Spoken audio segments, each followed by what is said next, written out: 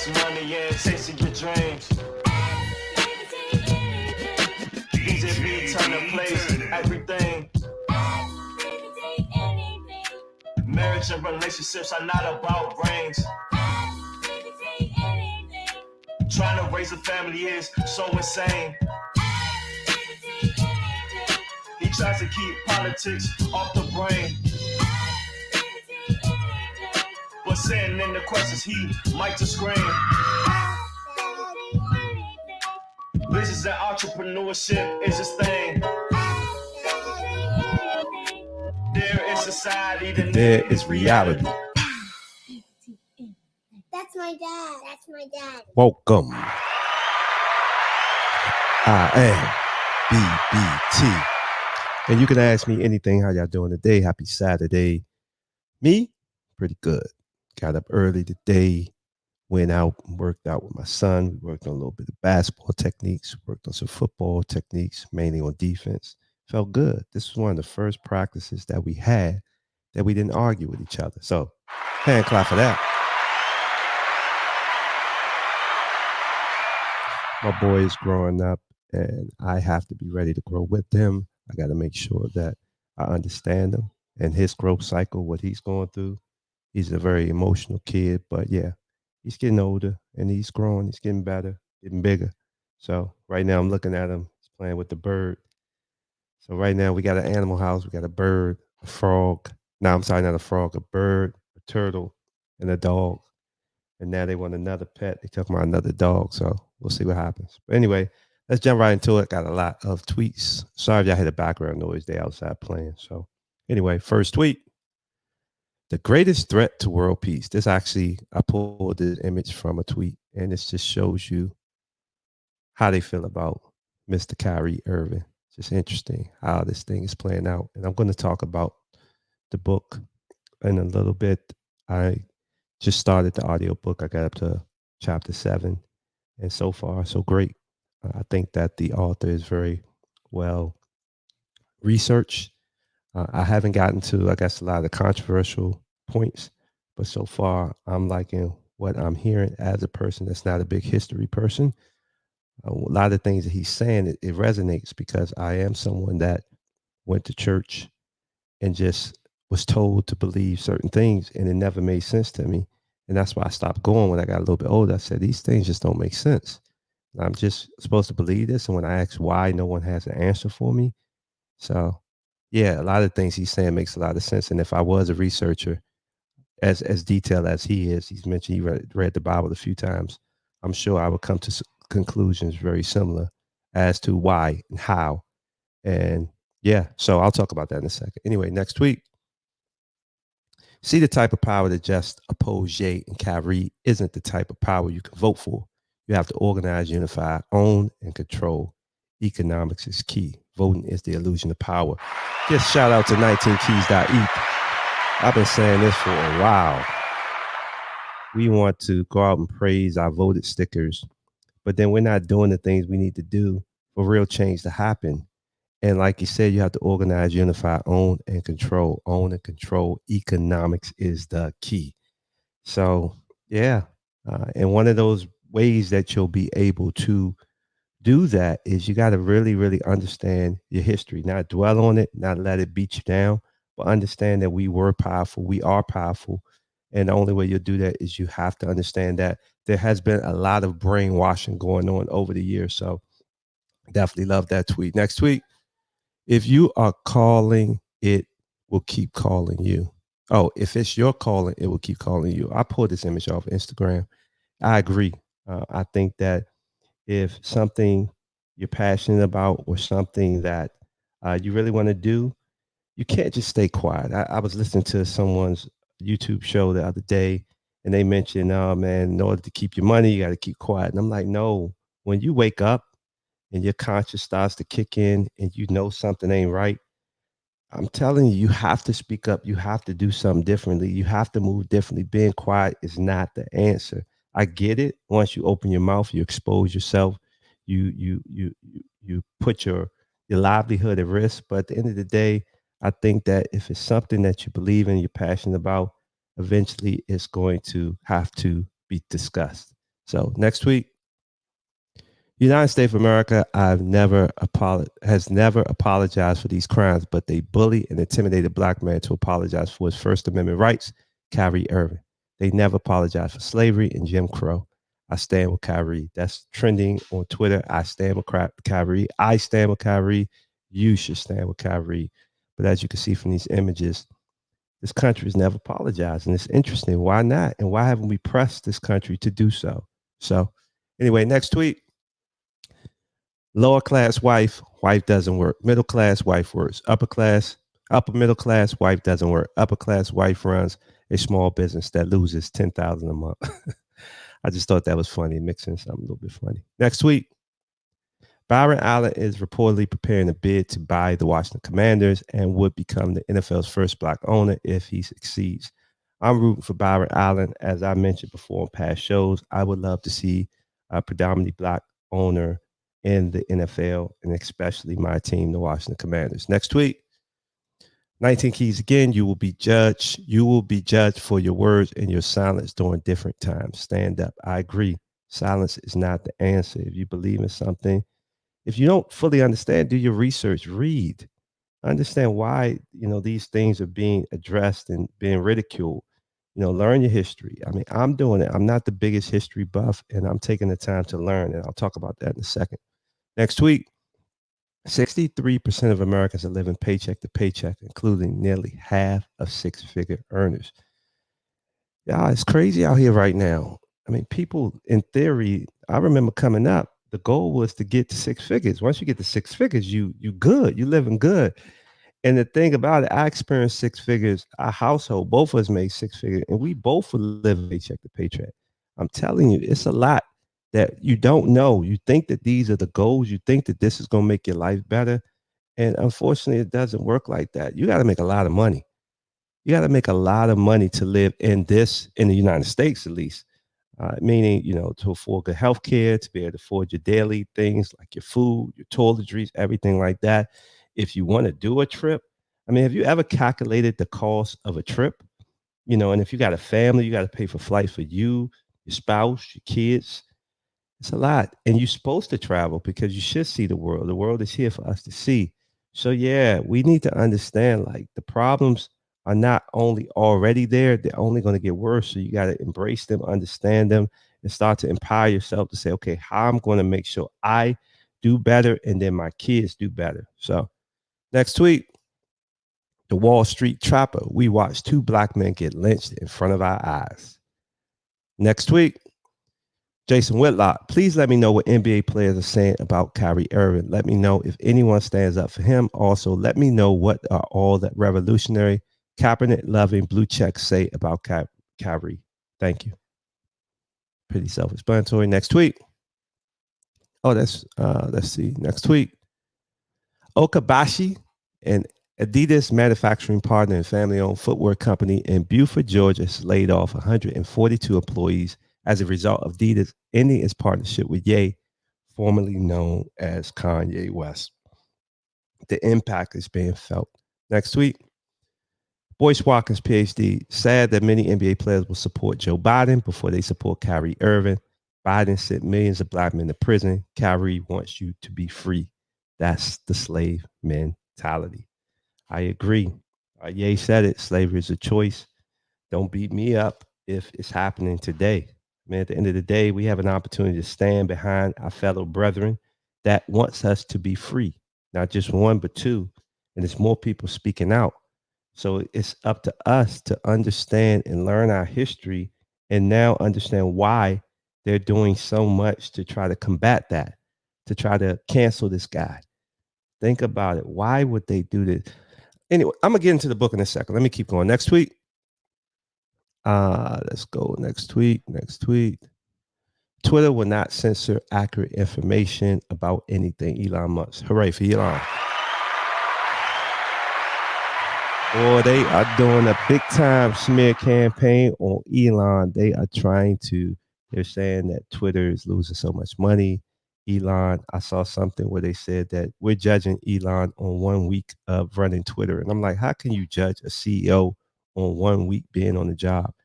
I mean, you see, I think President Biden said something along the lines of Elon Musk is spewing lies. It's like this thing is getting political. They understand the power of Twitter. Twitter is a powerful tool. And now they know that this helped the last election. They know that. And so now they're like, okay, before Elon gets too powerful, let's beat him down, let's tear him apart. And we'll see how this all plays out. I'm on team Elon. I mean, I've been following this guy since I read his book many, many years ago. And at the end of the day, I think that from what I believe, I could be wrong. I don't know the man, but he wants to see the world be a better place. And that's what I'm rooting for anyone that's in any type of position of power. Next tweet. This is Boyce Watkins again, PhD. Ever notice how most of your hip hop billionaire heroes are quiet as mice when there's a controversial issue going on in the black community? Now, I'm a big Jay-Z fan, but I have my issues with Jay-Z. I mean, he's always been my favorite rapper. But I think, and I don't like to compare anyone to anyone, but my issue with Jay-Z is that Jay-Z is very strategic, which is great. It's great for him. And I think that's how he's won so much in his life. But at the end of the day, it's not about eh, it's not about being perfect. It's about speaking out, speaking up. And sometimes you got to be a little controversial. And I get it. I get it. You don't want to be controversial because you don't want to go through what Ye and Kyrie is going through. But like, come on, bro. Say something. I don't know, and probably he will. So, listen, if he does come out, I'm maybe I take my words back. But I just wish that he would speak up more. I'm not the biggest fan of Diddy, so I don't have too much to say on Diddy. Next tweet. Clay Travis, the Brooklyn Nets are suspending Kyrie Irving for his opinions while allowing Joe Shea, 1999, who defends actual Muslim genocide in China, to own the team. Please explain, Adam Silver. Seems like the player is being held to a far higher standard than the owner. 19 keys, one more time. There's all this anti-blackness disguised as anti-Semitism. 90% of Jews in America are white, so American Jewish white men screaming discrimination so they can flex power, control, and fear on black men. Still white supremacy. Black people never did anything to Jews. I agree. Me personally, I hate no one. I have no issue with no one. I think that if you go back to Ye's statements, truth is truth. They own the majority of the businesses. They're the ones that's writing the contracts. So let's just figure out how we can do that so we can start to build like the Jews built. One of the best books I read was The Jewish Phenomena. I'm a big fan of how they move and shape. And so therefore, from my perspective, I don't understand how this hate to say what's really happening, what's really going on. And that's not to say I don't like you. I don't think I've heard anyone say they don't like a person. It's just this is what's going on. How can us blacks move that way so we could be a more organized unit in how we do things? So anyway, next week, Bishop Talbot Swan, all of the discourse about Kyrie Irving sharing Hebrews to Negroes has driven up the price on Amazon. Normally $2.99 to rent, now $11.99, usually $19.99 to purchase, now $49.99. Where is the outrage towards Jeff Bezos for profiting? I agree. I actually purchased the book on Audible. I had a credit. I have 7 credits still left. So I didn't actually watch the movie. I think I want to read the book first and then I'll watch the movie. So next week, Bishop Talbot Swan. Again, nothing debunks the stereotype of having an inordinate level of influence in American sports and entertainment, like stripping $1 billion from a black entertainer and getting a black athlete suspended while forcing him to apologize and pay $500,000 for offending you. Last week, Dr. Boyce, one more time, that documentary that Kyrie Irving tweeted about is about to make $100 million. Hooray for this black-owned business. Yes. There are your tweets. Retweet. There you go. And yes, I want to pay a little bit about the book, Hebrews to Negroes. I have gotten up to chapter 7. Let me share my screen really quick. I've gotten up to chapter 7. Where's that? Oh, that's not it. Yeah, let me share this. Yeah, I got up to chapter 7. This ain't living, how it all started, where do we come from, the color really matter. That's where he really kind of gets into a lot of it, gets a little deep and down and dirty. And like I said, when I hear it as a person that's not as well researched as this individual, it makes sense when the racing towards Black Star, the Melanin Mystery, the real Leprosy, Garden of Eden, Africa, or Mesopotamia. So yeah, I mean, once again, I went to church so much, I'm very familiar with a lot of the things that he's talking about. I've never been someone that read the entire Bible, but I've been in enough Bible study and have gone to enough church sessions that I'm very familiar with a lot of the concepts that he's talking about. So this is very interesting, very enlightening. Like I said, the gentleman, and I keep saying the gentleman, his name is Ronald Dalton Jr. Ronald Dalton Jr. You can look him up. Matter of fact, let's look him up right now.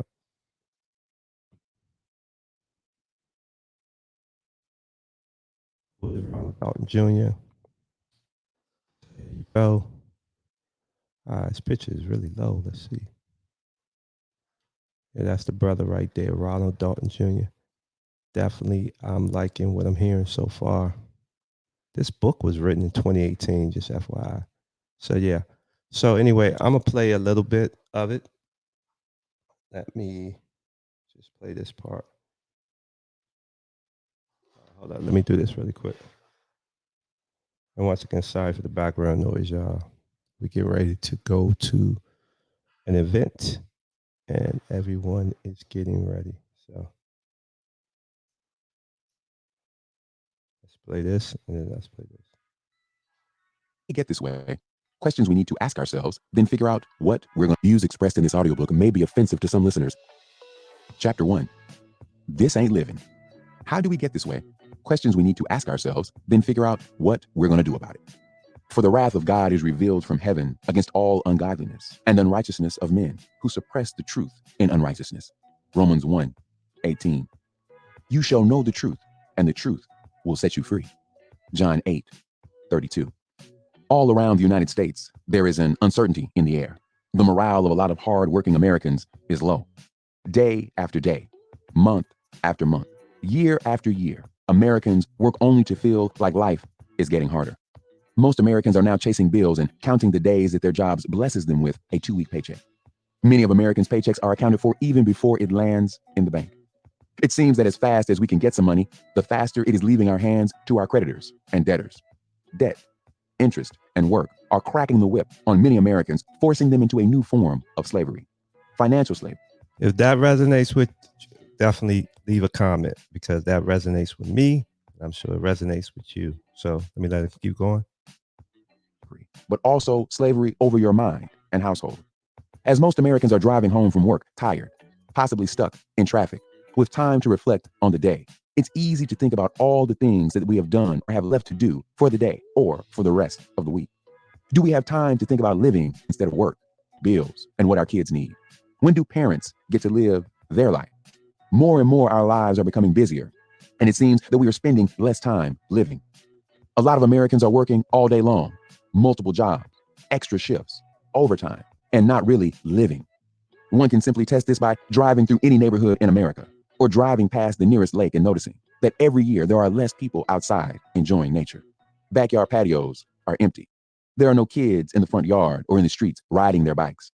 Old folks are working 30 to 40 years on the job until they get sick and die, just like a slave. Kids and grandparents are supposed to be at home. Where have they all gone? Because of the economy, and some may say the elite's agenda, most people are gone 8 to 16 hours of the day working. But if both parents are working, who is watching the kids? Children and There you go. Who's watching the kids? If you think about it, these devices, these video games, this social media, this is raising our kids. And in raising our kids, there's so many crazy people out there. There's pedophilia is on the rise. It's just crazy in the sense that we all see this, we recognize this, but we don't know nothing to do. we're not doing anything about it. Instead, we jump on social media, type away, and the problem never gets resolved. And anyway, let me let him keep going. Parents are both inside buildings where they spend over 1/3 of their day. What happened to the extended families of the old days, where the neighbors, aunts, uncles, and grandparents helped raise the children? What happened to time off or vacations? We have replaced vacation and enjoying life with working to make more money to pay for material things or debts we have accumulated. Some people even use their vacation days or days off to work other jobs instead of enjoying the day off with family and friends. Sad, isn't it? While husbands have to listen to their wives say, "Take me somewhere," they also have to calculate in their brain how much the trip is going to cost and how much working they will have to do to offset the cost of the trip. This thinking about working more hours and paying bills leads to less interaction between our spouses or children. This can equate to less talking, less intimacy, and less time spent teaching or playing with our kids. Worst case, it can lead to divorce and broken families because someone wasn't spending enough time with the other person.